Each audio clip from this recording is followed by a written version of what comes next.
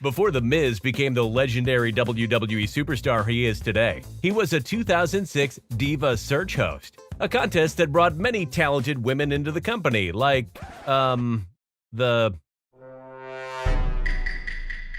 Anyways, during the part where The Miz was supposed to announce the important phone number for the audience to vote, his mind went absolutely blank. He thankfully had it written on his wrist, but he was still scared to death of the backlash he would receive from Vince. Just goes to show you that we all start somewhere. Go to. And I remember going backstage thinking I'm going to get fired. Of course, Eva Marie is going to be on this list, with all due respect, that is. In 2014, the infamous superstar was a special guest referee in a singles match, during which she forgot to count during a pinfall. Even the commentators got frustrated and urged her to count. Count! Shoulders are down, I think. At this point, the fans were already watching her every step, waiting for Eva to mess up. So this wasn't a very good look. But hey, happens to the best of us. Except we know how to count. Eva Marie calls for the bell and this matchup's underway. So this was actually hilarious. During a segment in 2018, while Alexa Bliss was cutting a promo, Mickie James noticed that something was off. Bliss was actually wearing her shorts backwards. The former champion stated that it was the most embarrassing moment in her career in a recent interview and said that she had to run backstage during a commercial break, change, and come back again. My shorts were on backwards and Mickie James had to tell me in the ring that my shorts were on backwards. Oh yeah, and here's one last thing that will make you feel better about your awkward moments. It's knowing that even legendary superstars like Stone Cold Steve Austin get embarrassed. At the 1999 SummerSlam, during his triple threat match, the Texas Rattlesnake somehow got stuck on the ropes and hung in there a bit. I mean, what other choice did he have? Thankfully, Triple H soon came to the rescue and, not so subtly, untied his opponent. I got you, Steve. Unhook me, baby. There we go. All right. Now we're good. Wait, hold on. This one has to be our favorite. During the 2016 draft, Kalisto was being interviewed backstage, and it seems like he was a bit excited as he forgot some of his lines, hilariously promised to make good lucha things, and immediately walked off the set screaming with frustration. I mean, he wasn't lying, he did do some great lucha things. The superstar was both cruiserweight and United States champion. Here's to more good lucha things. Make a good lucha thing. God. Speaking of WrestleMania fails, during WrestleMania 29, Triple H's entrance for his match against Brock Lesnar included him walking through a smoke caused by dry ice. Well, after he did just that, the dry ice actually stuck onto his body and gave him second-degree burns. Despite this, the cerebral assassin didn't even panic. Rather, he actually wrestled Lesnar for 25 minutes. I looked down and I had dry ice all stuck to my stomach. I ended up getting like really bad, like second-degree burns. Oh, poor Natty.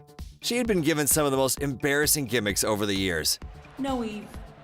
That stinks. But spoiler alert, those were scripted, so it's not the worst part.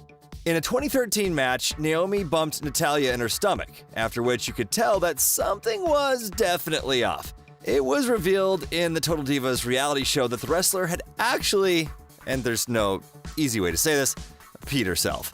The third-generation former champion was furious at Naomi, as she was understandably very self-conscious about the accident. Like, I know it's just an accident, but this has never, ever, ever happened to me before, ever. Behold, the 2005 Royal Rumble finish. So after a hard-fought battle, only two remaining competitors were left. Drax the Destroyer and the Peacemaker, Batista and John Cena. While Batista was booked to win, both men ended up being eliminated simultaneously after a series of hilarious events, including Vince McMahon tearing both of his quads. The match was restarted and everything went as initially planned. Here's what's crazy. They hit simultaneous. Like, you cannot map that out any better. On a 2010 episode of Raw, during a segment where Mark Henry came to the rescue of John Cena, while he was being attacked by Batista, Henry, while standing on the apron, pushed the animal ever so slightly. I mean, let's be honest, he barely even touched the man. But Batista decided to over-exaggerate the sell, and as a result, made it seem as if Mark Henry had some kind of force power from Star Wars or something. The world's strongest man! Lillian Garcia is an amazing ring announcer. Yet, as we already know, everybody makes mistakes, according to our favorite quote from the great Hannah Montana, and Lillian is not an exception. She has messed up on numerous occasions, including the time she called Zack Ryder Jack Swagger. Lillian is actually Zack Ryder, but... Oh, what about the time she called Alicia Fox Alicia Keys? Jacksonville, Florida, Alicia Keys. Do I look? And one time, while announcing Beth Phoenix, she glitched exactly like in a SmackDown vs. Raw video game. But in real life, life imitates art, as they say. She is the WWE Women's Diva Champion. Kairi Sane has to have one of the most unique entrances in WWE. Her umbrella is also something that makes her stand out. Well, during a match against Ruby Riott on Main Event in 2020, the umbrella malfunctioned at a certain point and Kairi couldn't open it. But it's okay, she played it off quite well. Wardrobe malfunction. Now will she take that frustration out on Ruby Riott? And who could forget about the time The Edge and Randy Orton decided to impersonate DX? The duo's take on their foes was absolutely hilarious and included Edge wearing a fake nose to mock Triple H. Towards the end, the superstars were seen straining their backs and falling to the floor in order to emphasize DX's age. This takes some audacity. Now this one's a classic.